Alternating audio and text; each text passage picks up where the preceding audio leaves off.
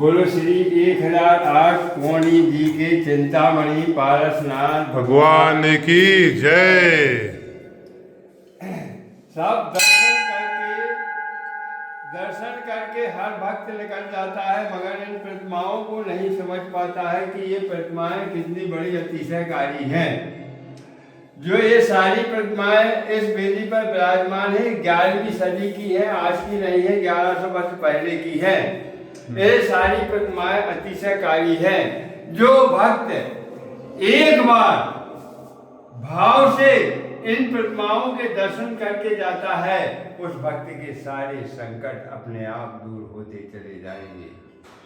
उस भक्त को एहसास नहीं होगा कि कब संकट हमारे ऊपर आया, कब आके चला गया।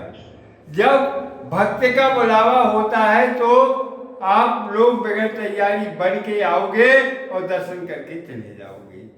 अब इनका बुलावा नहीं है तो लाख कोशिश करना, घर बैठे आपकी तैयारी बड़ी बनाई बढ़ती चली जाएगी और इस रोड से निकल जाओगे।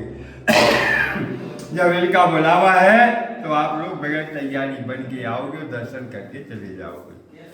जो भक्त इस क्षेत्र पर भाव से आता है, भाव से दर्शन करता है, उस भक्त के सारे संकट अपने आप दूर होते चले जाएंगे। उस भक्त को एहसास नहीं होगा कि कब संकट आया, कब आके चला गया। आपके घर में, आपके परिवार में कोई भी परेशानी हो, यादी से, व्याधि से, दुख से, तकलीफ से, धंधे से, व्यापार से, नौकरी से, कोई भी परेशानी हो, एक बार प्रभु के सामने सिर पर हाथ पर लेके कहिए कि हे प्रभु, हे दीननाथ, हे तीन लोक के नाथ, आज मैं आपकी शरण में आया हूँ। आपने मुझे बुलाया है प्रभु। हे प्रभु, मेरे परिवार में इस तरह की परेशानी चल रही है, मेरे परिवार में इस तरह की कमजोरियां हैं, मेरे व्यापार में इस तरह की परेशानियां चल रही हैं। हे प्रभु, हे दीननाथ, जिन भक्तों ने आपकी शरण ली है, आपकी शरण में गए हैं, उन भक्तों का कष्ट और संकट तो आपने दूर भगाया प्रभु। आज मैं आपकी शरण में आया हूँ, मेरा संकट टालिए, मेरे परिवार का संकट टालिए, आने वाला संकट आप ही टालने वाले हो। इस तरह की कल्पना करोगे, यह कल्पना आपकी साकार होगी।